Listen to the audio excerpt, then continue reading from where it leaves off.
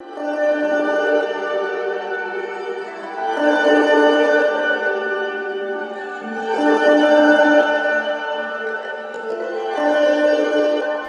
been quarantined for 2 months now. We're in a pandemic.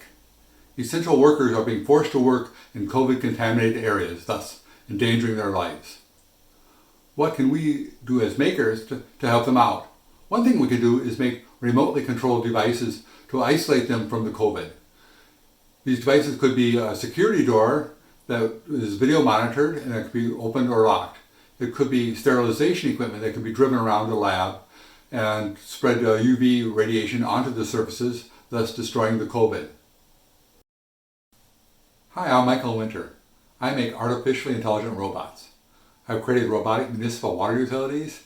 I've competed in the DARPA Grand Challenge, the Amazon Deep Racer, and I've kicked robot butt at Robot Wars and BattleBots. I've come up with a way of remotely controlling devices using video conferencing software. I'll give you an example. Say, for instance, you're in a work-from-home situation, you're just sitting there in your chair and you want to turn a light on at the remote location.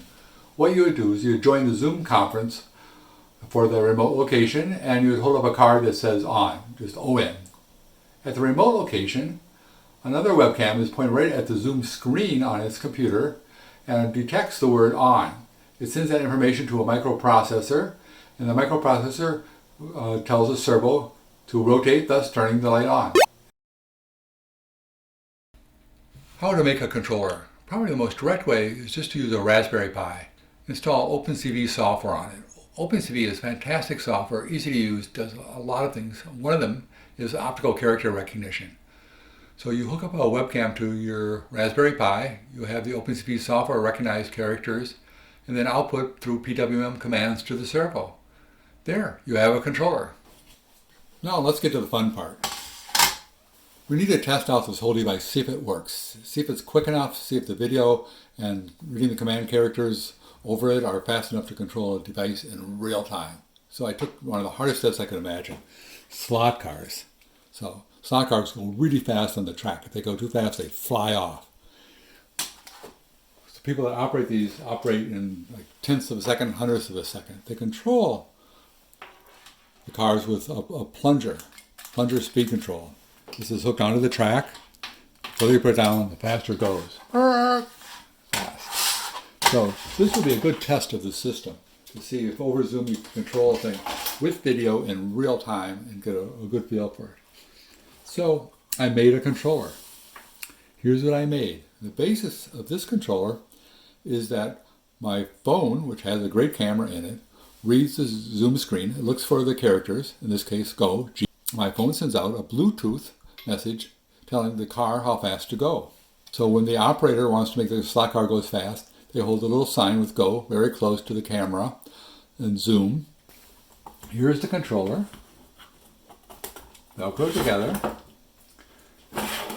Here's the Bluetooth chip that reads the commands coming in from my phone, which were instigated by Zoom.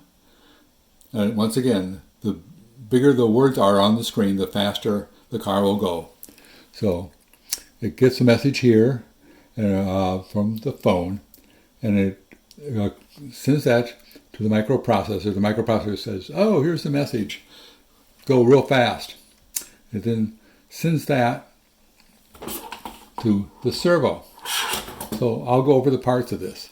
So this is an acrylic base, 3D printed standoffs, Velcro, Sparkplug Bluetooth, Smurf, OLED display so that I can do debugging. I'll turn that on now so we can see things. ARM chip that's programmed on the Arduino RDE. It's called a CM9 from Robotis. It's made specifically with really good libraries to control the servo. It's moving around. Yeah, there. Working. Just testing itself out.